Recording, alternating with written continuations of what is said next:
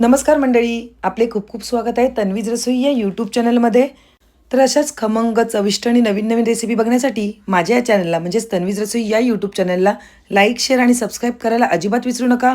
तसेच बाजूला असलेल्या बेल आयकॉनवर प्रेस करायला विसरू नका, म्हणजे जेव्हा जेव्हा मी काही नवीन पदार्थ बनवेल त्याचे सगळ्यात पहिले नोटिफिकेशन तुम्हाला येईल. तर आज आपण आपल्या रसोईमध्ये मटार चीज कटलेट ही रेसिपी बघणार आहोत आणि ही रेसिपी झटपट आणि पटकन होणारी आहे. शिवाय टेस्टला सुद्धा अमेझिंग आणि यम्मी अशी लागते. त्यामुळे व्हिडिओ कुठेही स्किप न करता शेवटपर्यंत नक्कीच बघा. चला तर थेट मग रेसिपीकडे वळूया.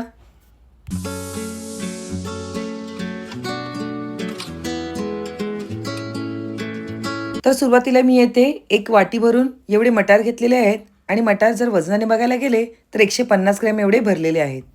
सुरुवातीला आपण एका पाण्यामधून हे मटार धुवून घेऊया आणि 10 ते 15 मिनिटं पाण्यामध्ये बॉईल करून घेऊया. तर इथे मी ऑलरेडी पाणी गरम करत ठेवलेलं ते आता उकळलेलं आहे. मटार टाकल्यानंतर 5 ते 10 मिनिटं आपल्याला यामध्ये उकळून घ्यायचं आहे आणि नंतर मग थोडेफार मटार सॉफ्ट झाल्यावर आपल्याला हे काढून घ्यायचे आहेत. पाण्याला छान अशी उकळी आलेली आहे. आता आपण हे 5 ते 10 मिनिटं ठेवून झाऱ्याच्या साह्याने एका प्लेटमध्ये काढून घ्यायचे आहेत. तर इथे उकळल्यानंतर 5 ते 10 मिनिटं झालेली आहेत. आता आपण एका प्लेटमध्ये काढून घेऊया आणि बाजूला थंड करण्यासाठी ठेवून देऊया. हे थंड होईपर्यंत आपण बाजूला आलं, लसूण, जिरं, मिरची ह्याची मस्तपैकी दगडी खलबत्त्यामध्ये मस्तपैकी बारीक अशी पेस्ट करून घेऊया. दगडी खलबत्त्यामध्ये वाटून घेतल्यामुळे आपल्या रेसिपीची चव ही अजून छान अशी होणार आहे. त्यामुळे दगडी खलबत्त्यामध्ये बारीक असं वाटण करून घेऊया. सोबत त्यामध्ये थोडीशी कोथिंबीर सुद्धा घालून घेतलेली आहे. आता ती सुद्धा मस्तपैकी बारीक अशी करून घेऊया. तर इथे आपली सर्व साहित्याची मस्तपैकी बारीक अशी पेस्ट तयार झालेली आहे. तयार झालेली पेस्ट आपण एका प्लेटमध्ये काढून घेऊया आणि आपण आपल्या पुढच्या स्टेपकडे वळूया. तर इथे आपली सर्व पेस्ट एका प्लेटमध्ये काढून झालेली आहे.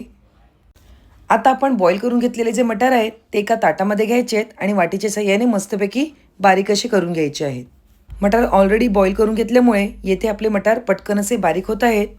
तर ते मटार आपण बारीक असे करून घेऊया.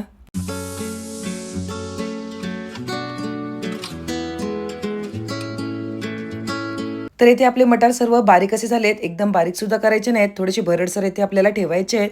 आता हे थोडेसे भरडसर मटार आपल्याला एका बाउलमध्ये काढून घ्यायचे आहेत आणि त्यामध्ये काही इन्ग्रेडियंट घालून घ्यायचे आहेत. तर या इथे मी एक बारीक चिरलेला कांदा कापून घेतलेला आहे, तो यामध्ये घालून घेऊया. अर्धा चमचा एवढी धणा पावडर घालूया. अर्धा चमचा एवढी जिरे पावडर सुद्धा घालून घेऊया.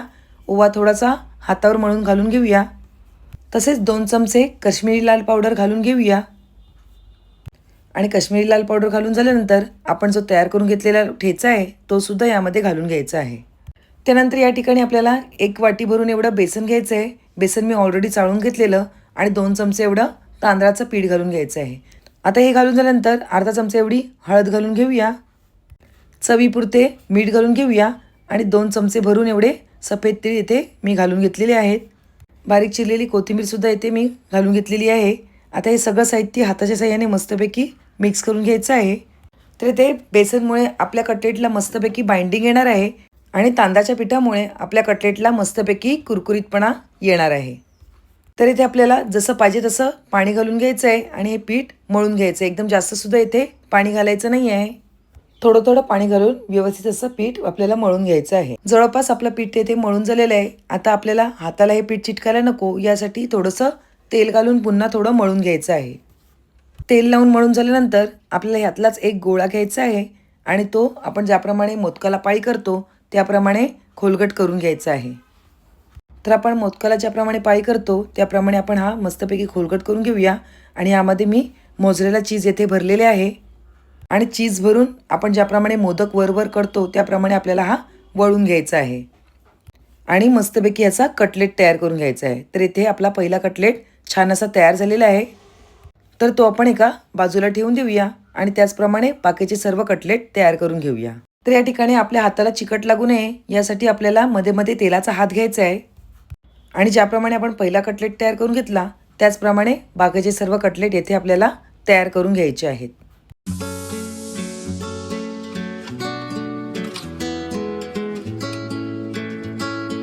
तर इथे आपले बाकीचे सुद्धा कटलेट व्यवस्थित असे भरून झालेले आहेत. तर कटलेट तयार करता करताच मी बाजूला तेलाची कढई गरम करत ठेवलेली. तर इथे तेल गरम करताना मीडियम असे तेल मी गरम करून घेतलेले आहे तेल मीडियम गरम असतानाच आपल्याला यामध्ये कटलेट घालून घ्यायचे आहेत, म्हणजे त्यामुळे आपले कटलेट हे व्यवस्थित असे शिजले जातील. जर गॅस एकदम फास्ट असेल तर कटलेट फक्त वरूनच शिजले जातील आणि आतमधून कच्चे राहतील. त्यामुळे आपल्याला गॅसची फ्लेम ही मीडियम अशी ठेवायची आहे. तसंच कटलेट घातल्या घातल्या लगेचच आपल्याला पलटायचे नाही आहेत. 1 ते 2 मिनिटं झाल्यानंतरच आपल्याला येथे कटलेट पलटी करून घ्यायची आहेत, म्हणजे त्याची लेअर छानपैकी तयार होईल आणि ते ब्रेक होणार नाहीत, म्हणजेच तुटणार नाहीत. आता अशाच प्रकारे 2 ते 3 वेळा टर्न करून आपले कटलेट छान असे दोन्ही बाजूनी खरपूस असे आपल्याला तळून घ्यायचे आहेत आणि गोल्डन टू ब्राऊन कलर येईपर्यंत छान असे तळून घ्यायचे आहेत. तेल जर कमी गरम असेल तर कटलेट हे आपल्या कढईला किंवा झाऱ्याला चिटकू शकतात आणि ते तुटू शकतात. त्यामुळे तेल हे मीडियम गरम असले पाहिजे आणि लो फ्लेमवर आपल्याला ते सर्व तळून घ्यायचे आहेत. कटलेटला गोल्डन टू ब्राऊन रंग येईपर्यंत आपल्याला छान असे ते तळून घ्यायचे आहेत. तर ते आपल्या कटलेटला गोल्डन टू ब्राऊन कलर हा जवळपास आलेला आहे. तर आपण हेच कटलेट एका टिश्यू पेपरवर प्लेटवर काढून घेऊया. कटलेट काढून झाल्यानंतर आपल्याला दुसरी बॅच सुद्धा यामध्ये अशीच तळून घ्यायची आहे.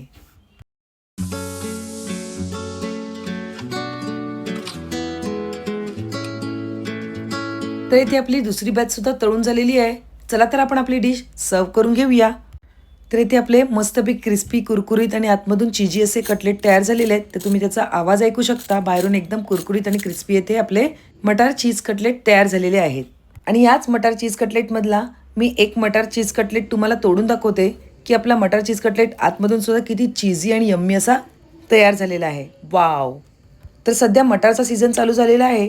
तर तुम्ही सुद्धा तुमच्या घरी अशा प्रकारे मटार चीज कटलेट नक्कीच तयार करून बघा. तसेच तुम्हाला माझी आजची ही रेसिपी कशी वाटली नक्कीच कमेंटद्वारे कळवा. आणि रेसिपी आवडली असेल तर पटकन एक लाईक करा आणि ह्याची लिंक तुमच्या फ्रेंड्स आणि रिलेटिव्हसोबत नक्कीच शेअर करा.